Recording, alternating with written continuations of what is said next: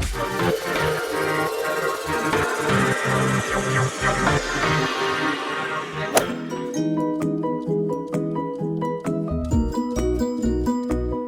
guys, welcome back, and today it was nice to play with some new boys in the Stephen Gallacher Foundation flag event. And how long have you been playing in the Stephen Gallacher Foundation? I've been playing for about 5 years.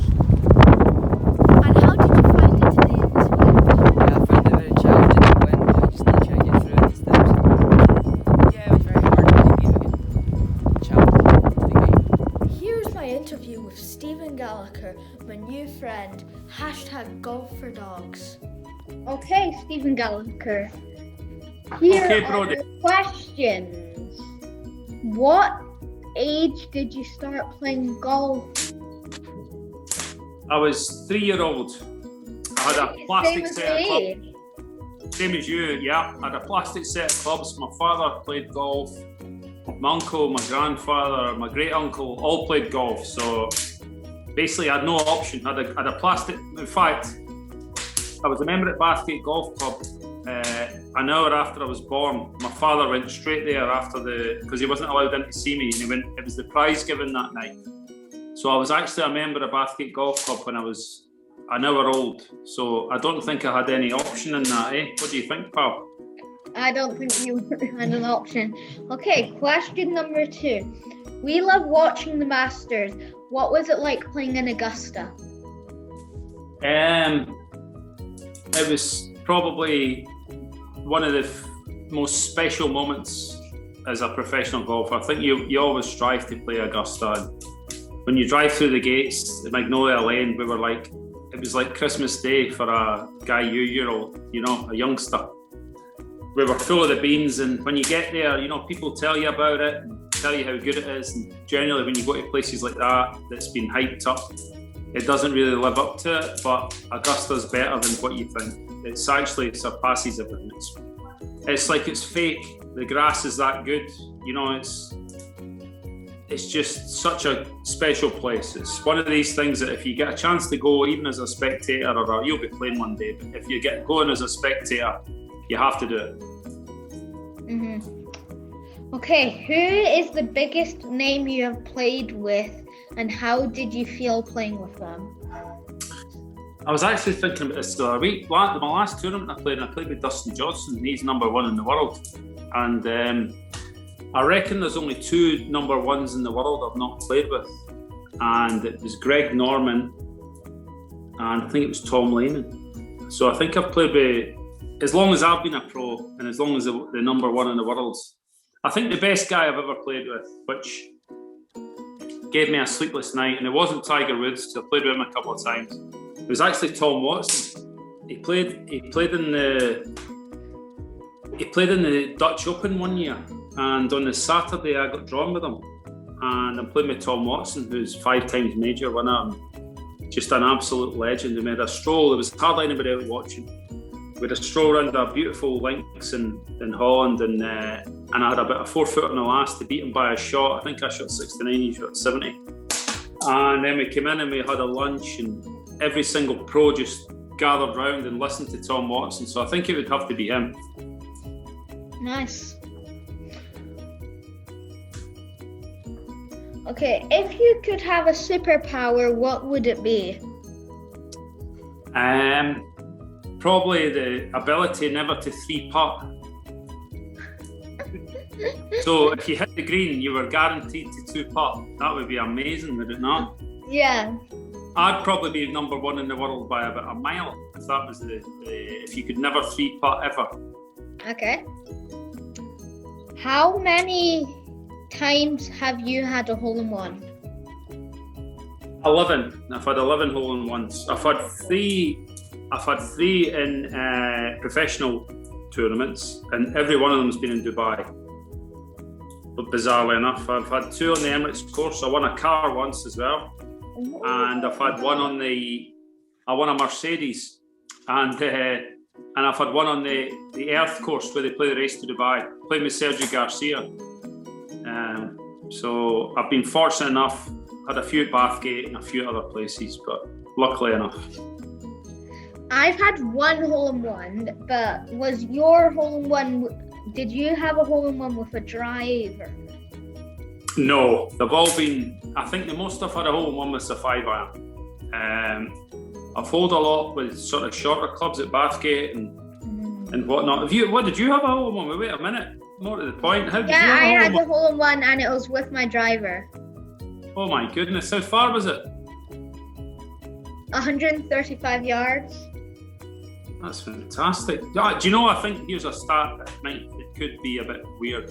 And I was 6 years old. Oh my goodness. Well, that means you're going to have about 40 by the time you're my age, if going by working it out. But I'm sure and thinking you could actually do a bit of work and make me wrong here, but I don't think Seve Ballesteros ever had a hole-in-one. Ooh.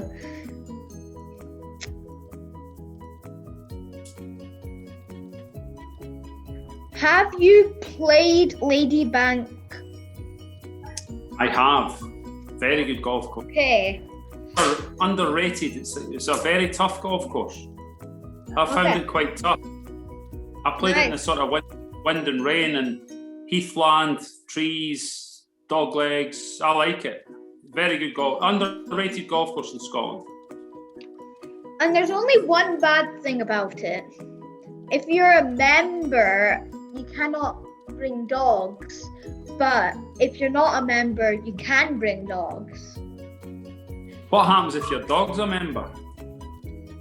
You can't bring them. Can I bring you? Just make your No. dog a member. No. Dogs I think- cannot be members. Any course that you can't take a dog on, I'm not interested. Tell them I'll never be back. I love dogs. Dogs should be allowed. As long as if you poo, you pick it up. That's the main thing. Why should people come and play the course? Well, they shouldn't if they've got a dog.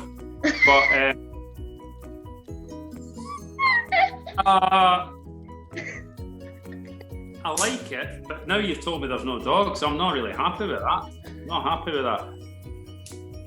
I'll write a letter for you saying that we need dogs, as long as you pick the poo up. And they're on a lead. I agree.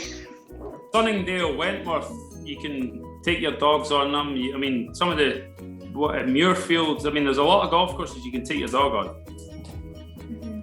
Like St Andrews. Exactly. As long as you pick the poo up and they don't go through the bunkers and they're on a lead, why not? Yeah. In fact, I'll bring my dog through the now. He comes on the golf courses with me. Right now, I'll bring him through the now and you can see him. Muddy! He comes on a golf. The only thing with my dog is he eats the divots, which is I need to watch because the greenkeeper doesn't like me because he eats all the divots. But we put them back. But I like dogs on the golf course. Nice. I do as well. If you had a time machine, would you go back in time or forward? Oh, he's so cute. I would always go forward in time. You never look back. Okay. Do you want to play Ladybank, buddy, with me and Brody? Are we allowed? What? No chance. Come on, Smudgy. That's him, he's away. Who will be the next Scotsman to win the Open? Bob McIntyre. Oh. Left hand. He's too scared to be interviewed. Who, Bob? Yeah. Oh, I'll sort that for you. Okay. What advice would you give younger golfers? Practice hard. Practice harder than your friend. Practice harder than everybody else. And get something in your head that you want to do. Set your goals. And look forward to that. And just think about nothing else apart from doing it. You know, if you want to win the club championship, or you want to play in the Masters, or you want to win the Open, or you just got to have that focus and have the dedication to put in the hours to be that. When it's raining and people aren't going out to practice, go out and practice, get your waterproofs on, you know? Okay. Just be dedicated. I think we sorted this question out, but who do you nominate to be interviewed next? Oh, it's definitely Bob McIntyre. I'll sort that out. I knew we had sorted that out. Why not? Got his Scotland's number one. Yeah. Thank you for letting me interview you. You're welcome. Nice questions. I like that. And seriously, up you come. Come here. Up. Smudgy's even brought me his toy. Look, because he wants to play. Because he can't believe he's not allowed on Ladybank. He's not happy. Look. What a great interview that was. Bob McIntyre, I hope you win the Masters so you have a green jacket for when I interview you.